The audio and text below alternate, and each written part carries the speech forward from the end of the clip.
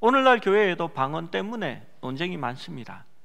그리고 실제로 고린도 교회에도 방언 때문에 말썽이 많았습니다. 그래서 14장에 이에 대해서 특별히 말씀하고 있는 것 같습니다. 우리나라가 이렇게 좁은데도 우리나라에도 지방마다 방언이 다 틀리지요. 물론 성경에서 말하는 방언은 조금 다른 의미인 것 같습니다. 이런 이렇게 이야기를 들었습니다. 우리 시작하기 전에 좀 분위기를 바꾸기 위해서 제가 한번 가져왔습니다. 이 콩깍지가 깐 콩깍지냐 안 깐 콩깍지냐, 이거를 충청도 말로 바꾸면 어떻게 될까요?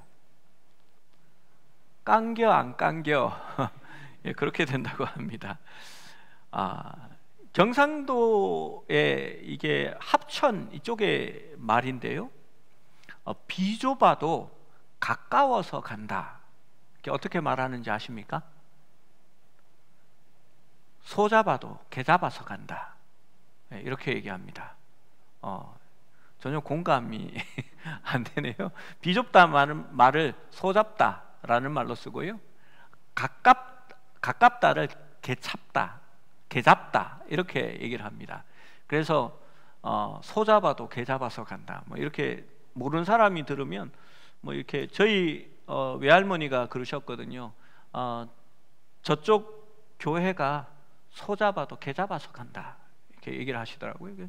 제가 처음에 탁 들 때 교회에서 소를 잡았는데 왜 개를 잡아서 가지? 근데 그런 뜻이 아니었습니다. 통행에 불편을 드려 죄송합니다. 전라도 말로 어떻게 됩니까? 싸게 못 가서 어쩌야 쓰겄으라이. 이게 제가 하니까 별 억양이 안 사는 것 같아요. 경상도는 어떻게 얘기하는지 아십니까? 댕기는데 걸거치 사서 웃자꼬에. 예. 너희들이 그렇게 버릇 없어서 어떻게 되겠냐? 전라도에는 어떻게 얘기합니까? 너희들 고로코롬 싸가지 없어 어디 쓰겄냐? 그렇게 얘기한답니다. 경상도는요? 야, 좀! 그렇게 얘기한답니다. 그래도 분위기가 이렇게 무겁네요. 제가 대학부 때 이렇게 수련회를 갔었습니다. 그때 강사 목사님이 저희 청년부를 졸업한 선배 목사님을 강사 목사님으로 모셨습니다. 그러니까 청년들과 굉장히 가까웠지요. 저는 실제로 대학부에 있을 때 같이 있었던 선배이기도 했습니다. 수련회 때에 이분이 말씀을 전하시고 기도회를 인도하는데 갑자기 방언이 몇 군데서 터졌습니다. 그 방언을 터진 중에 한 자매가 막 무슨 일이 있었는지 후배가 막 울면서 간절히 기도하는데 방언이 콕 나와버리더라고요. 본인 개인적으로는 참 그것이 은혜입니다. 처음 방언을 받았을 때 그 감격이라는 게 있잖아요. 하나님께서 내 기도를 들으시는구나. 그리고 나에게도 하나님의 은사를 주시구나 하는 그런 감격이 있습니다. 그래서 이 자매가 방언으로 막 큰 소리로 막 기도를 했거든요. 기도회를 진행해야 되는데 조금은 방해가 되었습니다. 그런데 이 목사님이 누구를 시키든지 아니면 조금 다가가서 이렇게 잘 달래주었으면 좋았겠는데 이 목사님이 이렇게 좀 이렇게 한 것 같습니다. 그래서 마이크를 쥐고 이렇게 뭐라고 했냐 하면요, 개들도 안 하는 방언을 뭐 그렇게 크게 시끄럽게 하느냐고 그렇게 얘기를 했습니다. 그 자매는 별로 상처받지 않았습니다. 왜냐하면 그 하나님이 주신 선물로 이렇게 기분이 좋았거든요. 상처는 제가 받았습니다. 제가 집회를 마친 후에 그 목사님, 선배 목사님을 찾아갔습니다. 그래서 형, 내가 질문이 있는데 해보라고 했습니다. 그래서 제가 이렇게 얘기했습니다. 저희 아버지가 제가 시계 없는 거를 보고 이렇게 좋은 시계는 아니지만 시계를 선물해 줬습니다. 그런데 제 친구가 그 시계를 보더니 개들도 안 차는 시계를 왜 네가 차고 다니냐 라고 얘기했는데 제가 그 친구의 말을 들을까요? 앞으로 듣지 말까요? 그렇게 물었습니다. 그러자 그 선배가 한참을 가만히 있다가 이렇게 준수야, 내가 잘못했다, 그렇게 얘기를 했습니다. 그리고 그 일은 일단락되었습니다. 여러분, 방언도 귀한 은사입니다. 우리가 은사를 얘기할 때에 하나님의 그 마음의 뜻하신 대로, 기쁜 뜻대로 우리에게 주신 것입니다. 은사는 선물입니다. 그러니까 하나님이 주신 선물이기 때문에 기쁨으로 받고 감사하는 것이 당연합니다. 그런데 왜 방언의 은사는 다른 은사들보다 조금은 부차적이고 작은 은사라고 여기게 되는 걸까요? 왜 많은 건강한 복음주의 교회들이 방언의 은사를 드러내 놓는 것을 염려할까요? 왜냐하면 방언의 은사가 교회의 덕을 세우지 못할 때가 많았기 때문입니다. 오늘 사도 바울도 그것에 대해서 얘기하려고 합니다. 우리 14장 4절 말씀을 같이 한번 읽어봅니다. 시작. 방언을 말하는 자는 자기의 덕을 세우고 예언하는 자는 교회의 덕을 세우나니. 여러분, 방언을 말하는 자는 누구의 덕을 세운다고요? 자신의 덕을 세운다라고 합니다. 그러면 예언을 하는 자는 교회의 덕을 세운다라고 말합니다. 여러분, 은사를 왜 주셨다고 성경이 말하고 있습니까? 교회를 세우기 위해 은사를 주셨다라고 말합니다. 그러니까 하나님의 교회가 공동체로서 하나가 되기 위해서 봉사할 수 있는 각각의 선물들, 재능들이 필요했습니다. 그래서 하나님께서 그것을 위해서 각 사람에게 그의 기쁘신 뜻대로 은사를 나누어 주셨습니다.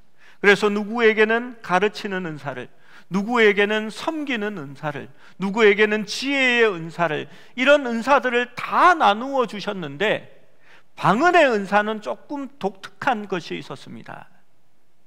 이 은사는 통변의 은사가 없으면 자기를 세우는 은사로 쓰여지기 때문입니다. 방언은 그래서 대상이 하나님이라고 말합니다. 다른 은사들은 대상이 다른 성도입니다.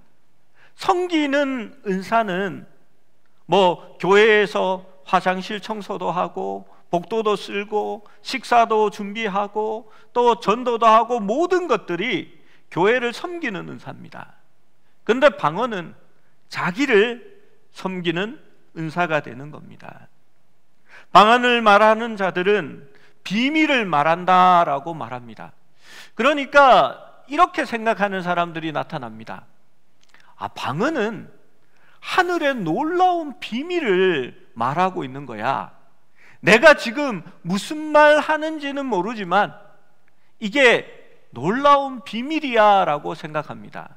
성경이 말하는 비밀은 그 비밀이 아닙니다. 말하는 나도 모르고 듣는 너도 모르니까 비밀이다 라고 이야기하는 겁니다. 그래서 그 내용이 뭔지는 통변하는 사람이 없으면 아무도 모른다라고 말합니다. 그런데 예언은 어떻습니까? 우리 3절의 말씀도 읽어봅니다. 3절입니다. 시작. 그러나 예언하는 자는 사람에게 말하여 덕을 세우며 권면하며 위로하는 것이요.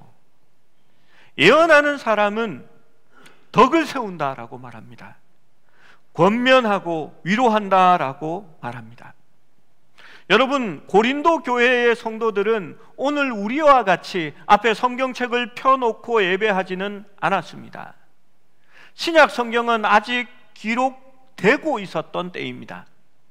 이 고린도 교회에 보낸 이 편지가 신약 성경에 포함된 것이니까 아직 그들에게 신약 성경은 있지 않았습니다. 구약 성경은 있었습니다. 그런데 구약 성경은 양피지 두루마리에 적혀져 있었습니다.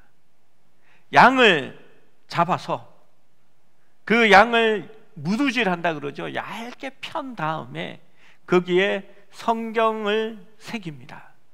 그것도 아무나 새길 수 있는 게 아니고요, 그 서기관들이라는 그것을 할 수 있는 자격이 있는 사람이 있습니다.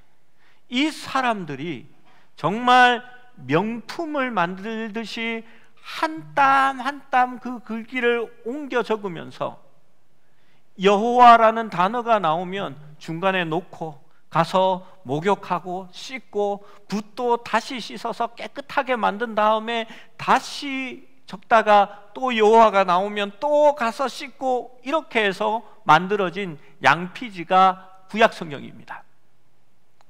그 가격이 너무너무 비쌌고 귀했기 때문에 일반 성도들에게는 그 양피지가 있지 않았습니다.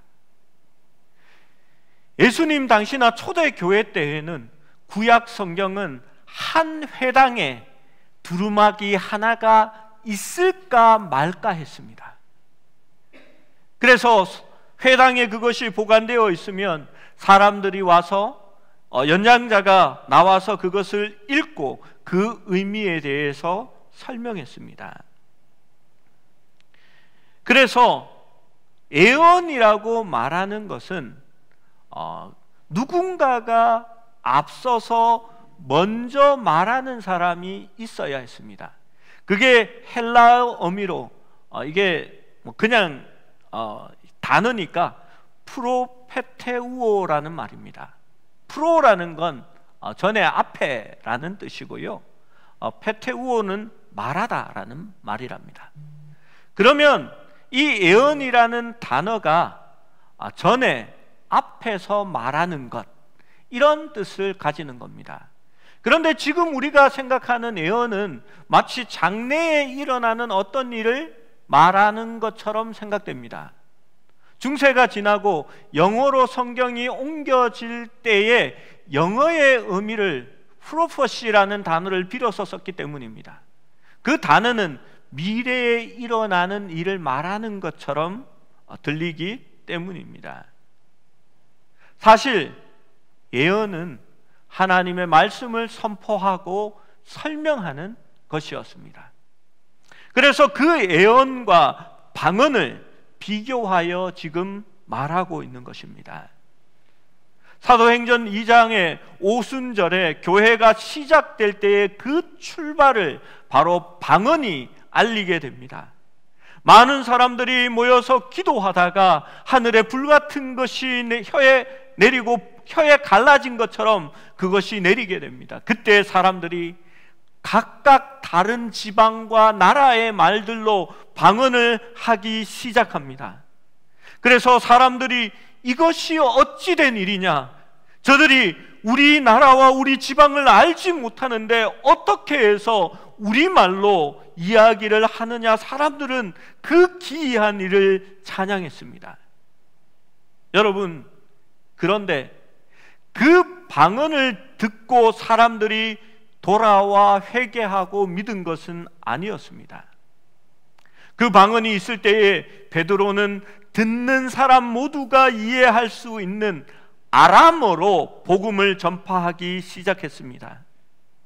베드로의 사람들이 이해하는 그 언어로 그들의 확신과 회심을 이끌어낸 것이었습니다.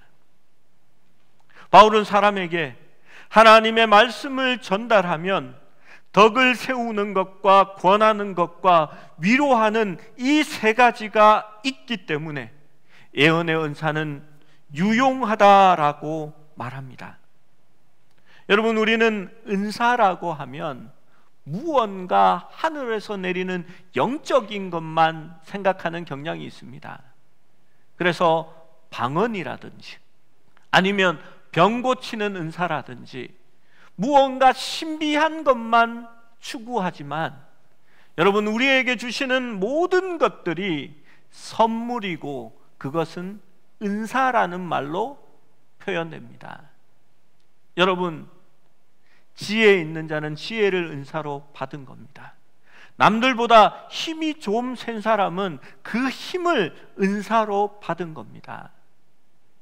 남들보다 조금 더 빨리 이해하고 손재주가 좋은 사람들이 있습니다. 그 사람들은 그것을 은사로 받은 겁니다. 아무것도 잘 못하는데 돈을 잘 버는 사람이 있습니다. 성경에 보면 돈 벌 수 있는 능력도 하나님이 선물로 주신 것이다 라고 말합니다. 그 모두가 은사입니다. 그런데 그러한 은사는 잘 드러나지 않습니다. 여러분, 제 주머니 안에 돈이 얼마 있는지 여러분 아십니까? 안 드러나거든요. 볼까요? 휴지 한 조각 들어있습니다. 부자인지 아닌지 그런 것은 드러나지 않는데요, 영적인 은사들은 잘 드러납니다. 방언을 얘기하면요, 누구야? 저 왜 이상한 소리를 해?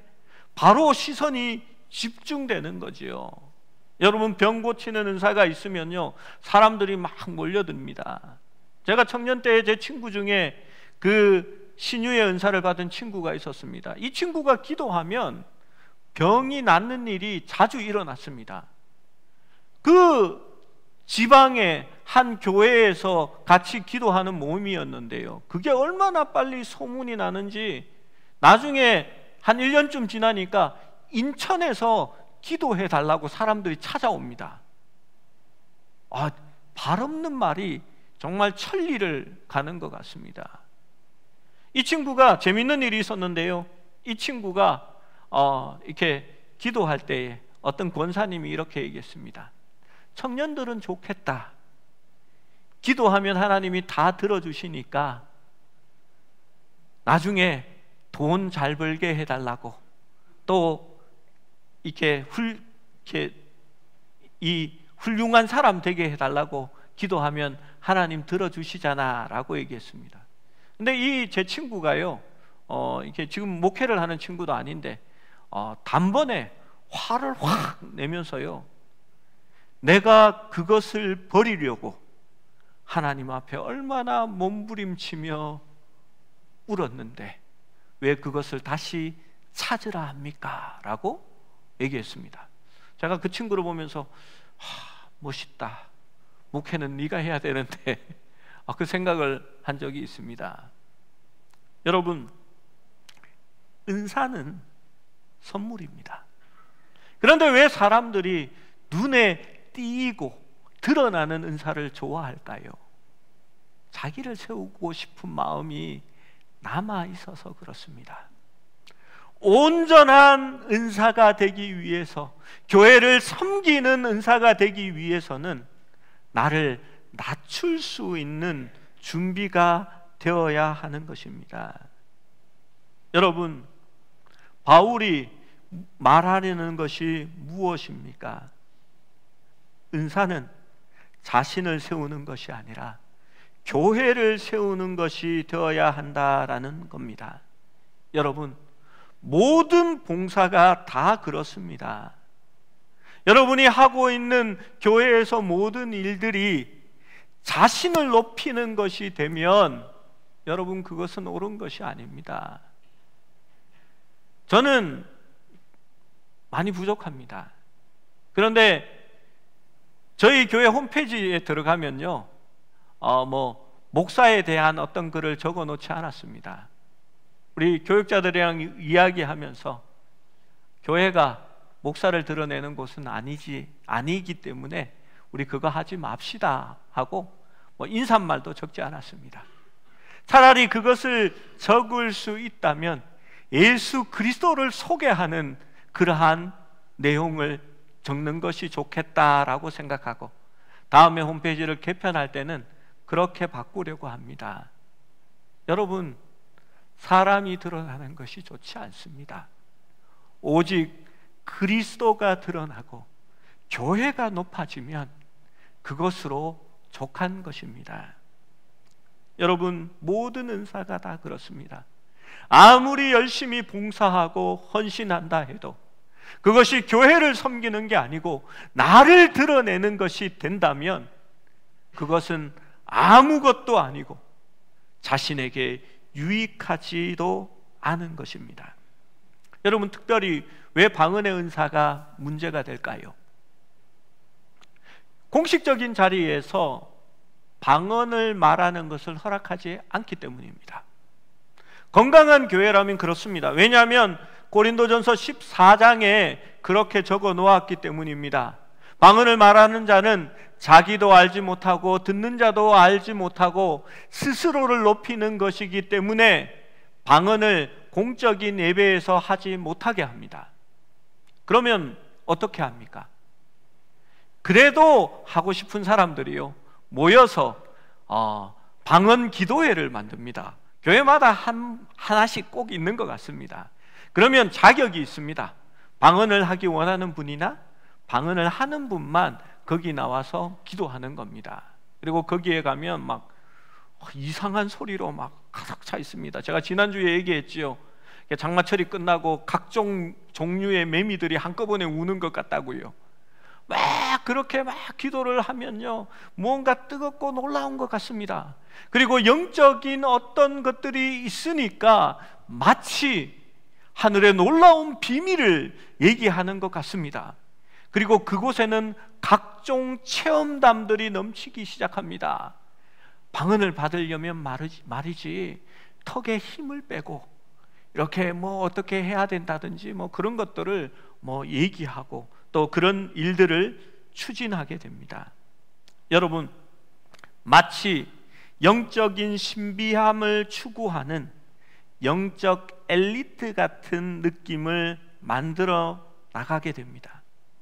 그것으로 끝나면 다행인데 거기에 영적 우월감에 빠져들게 됩니다. 그러면 개인적인 영적 경험을 추구하게 되는 겁니다. 하나님의 말씀보다는 겪었던 일, 내가 체험했던 일이 말씀을 대신하여 나타날 때에 그것이 교회의 문제가 되기 때문입니다. 여러분, 마태복음 6장 7절에서 8절 말씀은 분명히 이것을 말합니다. 함께 읽어보겠습니다. 시작. 또 기도할 때에 이방인과 같이 중언부언하지 말라. 그들은 말을 많이 하여야 들으실 줄 생각하느니라. 그러므로 그들을 본받지 말라. 구하기 전에 너희에게 있어야 할 것을 하나님 너희 아버지께서 아시느니라. 여러분, 방언이 잘못하면요, 중언부언이 될 수 있습니다. 나도 알지 못하고 상대도 알지 못하는 말을 계속해서 반복해서 1시간이고 2시간이고 기도한다면 여러분, 그것은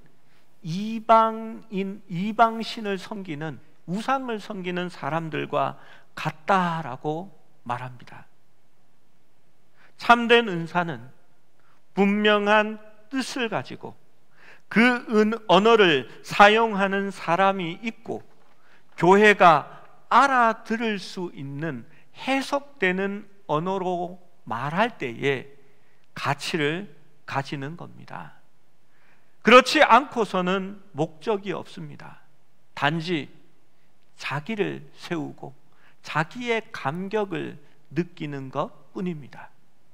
그래도 하나님이 주신 은사이기에 방언은 귀한 겁니다. 그러면 어떻게 할까요? 그냥 조용한 시간에 아무도 없을 때에 교회에 와서 마음껏 큰 소리로 기도하십시오. 그러면 그것으로 족합니다. 실제로 우리 교인들 중에 그렇게 하시는 분들이 있습니다.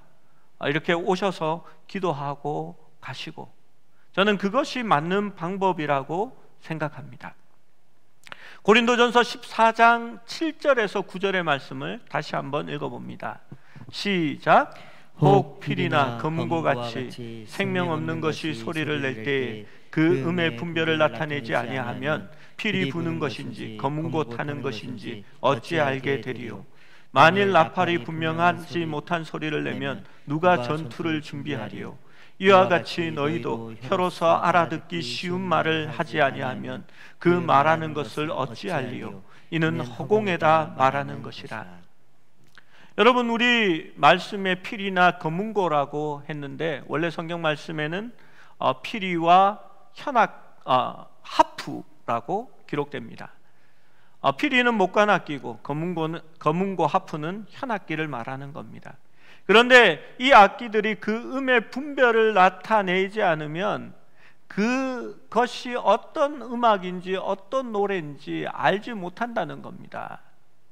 여러분, 제가 기타 잘 치는 거 혹시 아시나요? 진짜 잘 치거든요. 못 믿겠죠? 제가 한번 보여드릴게요. 마침 기타가 있네요. 제가 학교 다닐 때도 이렇게 후배들한테 이 선배가 한번 보여주리라 하면서 이렇게 기타를 쥐고 이렇게 달밤에 이렇게 다들 술 마시고 있을 때 이렇게 여자 후배들만 주로 모아놓고 제가 이렇게 들고 이렇게 하면 사람들이 싹 모여서 이렇게 귀를 기울입니다. 그러면 제가 진짜 잘 치거든요. 저는 항상 이렇게 칩니다. 잘 치지 않나요? 그러면 다 실망하고 돌아갑니다. 이걸 보고 기타를 저는 잘 친다라고 얘기하지만 다른 사람들은 이렇게 잘 친다고 하진 않을 것 같습니다. 여러분, 이 노래나 저 노래나 다 똑같거든요. 그리고 이렇게 치면 이게 무슨 노래인지 아무도 모릅니다. 여러분, 나팔을 얘기합니다. 보통 군대에서 옛날에 나팔을 사용했습니다. 저도 나팔 소리가 기억납니다. 여러분도 기억나시잖아요. 이렇게 왜 빰빰빰빰빰빰 빰빰빰빰빰빰빰빰빰빰빰빰빰빰빰빰빰빰빰 무슨 나팔 소리입니까? 지금 그려지잖아요. 국기가 막 올라갑니다. 그 바로 이렇게 환청이 들리지요. 나는 자랑스러운 태극기 앞에 뭐 그렇게 되는, 그치요?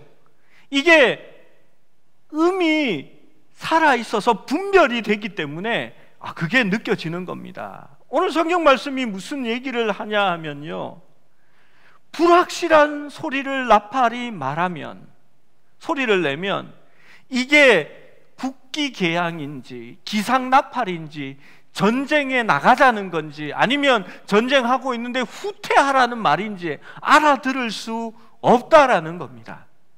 그게 9절의 말씀입니다. 이와 같이 너희도 혀로서 알아듣기 쉬운 말을 하지 아니하면 그 말하는 것을 어찌할리요? 이는 허공에다 말하는 것이라. 여러분, 방언이 중요하고 좋은 은사입니다. 그러나 알아듣지 못하는 말로 말하면 허공에 얘기하는 것과 똑같다라고 말하는 것입니다. 고린도전서 14장 14절 15절은 또한 이렇게 얘기합니다. 내가 만일 방언으로 기도하면 나의 영이 기도하거니와 나의 마음은 열매를 맺지 못하리라. 그러면 어떻게 기도할까? 어떻게 기도해야 할까요? 내가 영으로 기도하고 또 마음으로 기도하여 내가 영으로 찬송하고 내 마음으로 찬송하리라 라고 기록합니다. 그러니까 이렇게 그렇게 가르쳐 주셨던 이렇게 사람들이 생각이 나요. 방언 기도할 때에 이렇게 나의 영은 기도를 하는데 마음은 못 알아들으니까 방언 기도를 할 때에 입은 방언으로 기도를 해도 마음으로는 그냥 이렇게 자기 기도를 하라라고 이게 이 본문을 해석하는 분이 있습니다. 근데 여러분, 이게 선천적으로 남자는 안 됩니다. 잘. 여자들은 이렇게 뭐 입으로 방언을 얘기하면서 마음으로는 다른 기도를 할 수 있는지 몰라도요, 저는 그게 안 됩니다. 이게 멀티태스킹이 잘 안 되거든요. 그런데 이 말은 그런 의미가 아닙니다. 영으로 기도하는데 마음은 기도하지 못하니까 열매를 못 맺는다. 그러면 어떻게 기도할까? 더 쉬운 방법이 있잖아요. 그냥 내 입으로 내가 아는 말로 기도하면 됩니다. 그러면 나의 영도 기도하고 나의 마음도 기도하는 겁니다. 왜 쉬운 말을 놔두고 내가 알아듣지 못하는 막 이상한 기도를 추구하려고 하는지를 묻는 겁니다. 14장 16절에 분명히 문맥을 보아 알 수 있습니다. 그렇지 아니하면 내가 영으로 축복할 때에 알지 못하는 처지에 있는 자가 내가 무슨 말을 하는지 알지 못하고 내 감사에 어찌 아멘하리요 라고 말하고 있습니다. 내가 방언으로 기도하면 그것을 알아듣지 못하는 사람이 어떻게 아멘하리요 라고 말하고 있는 겁니다. 그러니까 방언으로 입으로 얘기하고 속으로 기도해봐야 마찬가지인 겁니다. 이 말은요, 알아들을 수 있는 말로 기도하라는 겁니다. 여러분, 알지 못하는 처지에 있는 사람이 어떻게 아멘 할 수 있겠습니까?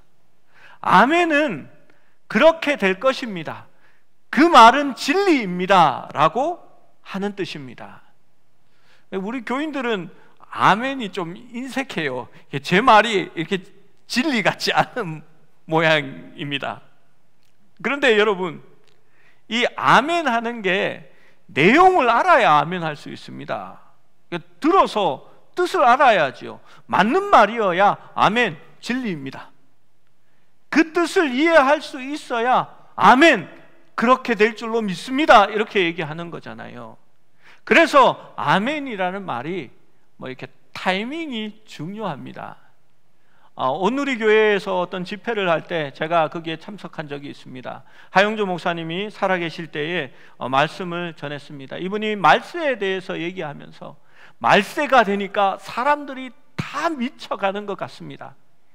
교회도 성도들도 미친 것 같아요 라고 얘기했거든요. 그러니까 밑에서 어떤 남자분이 아멘 하는 거예요. 아멘 할 타이밍이 아니잖아요. 그럼 다 미쳤다는 얘기인데. 그러니까 하영조 목사님이 갑자기 말씀을 하시다가 탁 멈추시더니 그 말한 남자분을 이렇게 한참을 탁 쳐다보시더니 진짜 다 미쳤어요 이렇게 얘기를 하셨어요. 그러니까 막 그 안에 있는 사람들이 까르르 웃으면서 넘어갔거든요. 여러분, 방언으로 말하고 기도하면 어떻게 아멘 하겠습니까? 그 소리를 무슨 소리인지 어떻게 알겠습니까? 그게 하나님의 말씀인지 사탄의 소리인지 그것을 어떻게 분별할 수 있겠습니까? 뜻을 알아야 분별할 수 있다는 겁니다. 그래서 어떤 사람들은요, 어떤 교회들은 그렇게 합니다. 듣기에 예쁜 방언들 있잖아요. 뭐 랄랄랄랄랄 하면은 합격, 너는 해도 돼. 근데 이렇게 방언 중에도 좀 듣기 거북한 말이 있습니다. 이게 다른 나라에서는 안 거북한데 우리나라에서는 거북할 수 있거든요. 시바 시부 시부 시바 시부 막 이러면 아니야, 저거는 불합격, 하지마 막 이렇게 얘기합니다. 여러분, 어차피 외국어인데 다른 나라 말인데 그게 예쁘고 안 예쁘고가 무슨 상관이 있습니까? 그런데 중요한 거는요, 못 알아듣는다는 겁니다. 그래서 유익하지 않다라고 말하는 겁니다. 여러분, 바울도 방언을 했다라고 말합니다. 18절 말씀해 보면 내가 너희 모든 사람보다 방언을 더 말함으로 하나님께 감사하노라, 그렇게 얘기합니다. 그런데 적어도 이 말씀을 보면요, 바울은 그 방언을 기도의 말로 사용하지는 않은 것 같습니다.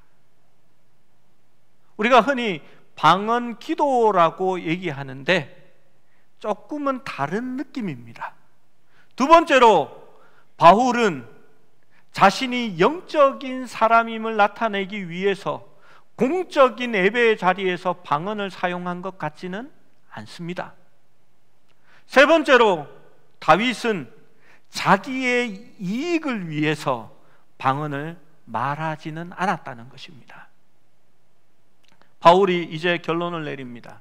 19절 말씀을 같이 읽어봅니다. 19절입니다. 시작.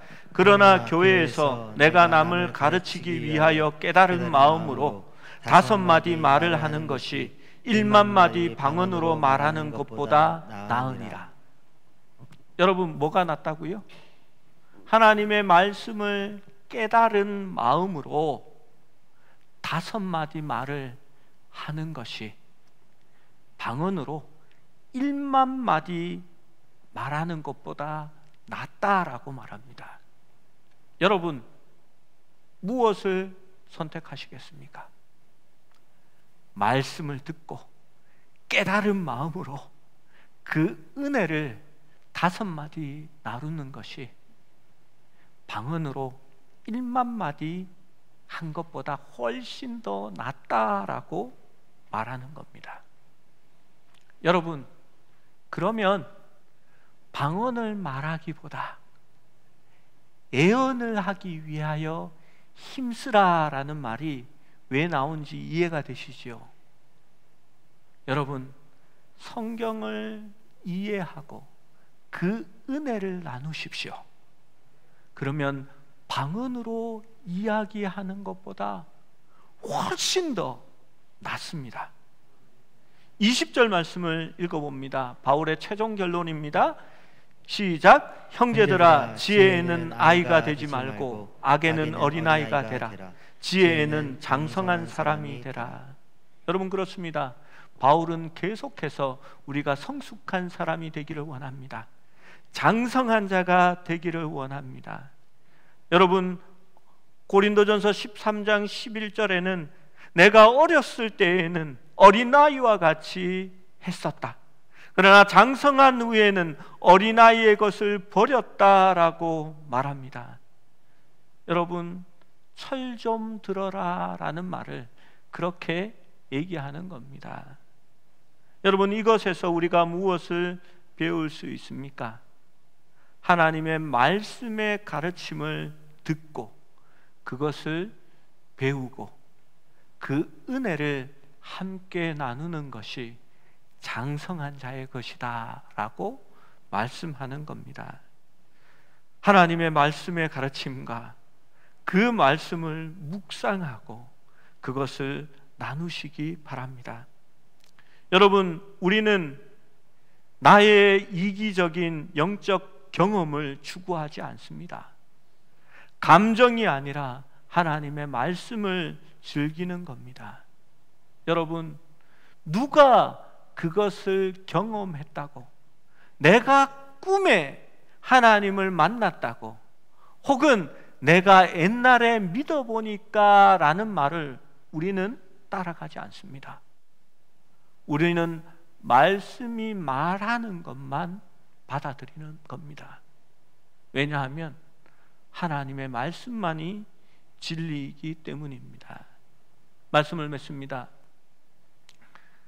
여러분, 그런 이야기 아시지요? 강아지 한 마리가 오래간만에 큰 뼈 하나를 구했습니다. 보니까 살점들도 좀 붙어 있어요. 그것을 물고 기분 좋아서 외나무 다리를 이렇게 건너가는데, 그 다리를 건너가다가 밑을 바라보니까 어떤 멍청한 개 한 마리가 이렇게 뼈다귀를 물고 가는데 엄청 살코기도 많이 붙어 있는 좋은 뼈다귀를 물고 가는 겁니다. 여러분, 그래서 그 뼈다귀가 탐이 나서 월월월 짖다가 물에 빠뜨리고 마는 이야기 들어보셨지요? 여러분, 우리가 가장 좋은 것을 지고 있습니다. 저는 말씀을 전하면서 참 감사하고 기쁠 때가 언제냐 하면요, 참 아멘을 안 하는 우리 성도들이지만 저한테 그런 얘기 합니다. 목사님, 제가 이 말씀의 뜻을 예전에는 잘 몰랐습니다. 내가 잘못 알았는데 말씀을 보고 나니까 목사님, 이 말씀이 어떤 의미인지 이제서야 알게 됐어요 할 때 참 마음이 기쁩니다. 여러분, 우리가 하나님의 말씀을 깨닫고 그것으로 우리가 변화되고 있을 때에 우리는 가장 귀한 것을 가지고 있는 겁니다. 그런데 거울에 비친, 그 물리에 비친 남의 경험이나 이상한 다른 얘기들을 듣고 그것에 혹하여 내가 가지고 있는 진리를 빠뜨리는 일이 없어야 하겠습니다. 여러분, 은사주의자를 따라가지 마십시오. 그들이 했던 경험이나 꿈이 중요하지 않습니다. 하나님의 말씀이 우리에게 무엇을 말하는지를 깨닫고 그 말씀대로만 신앙생활할 수 있는 여러분이 되시기를 축원합니다.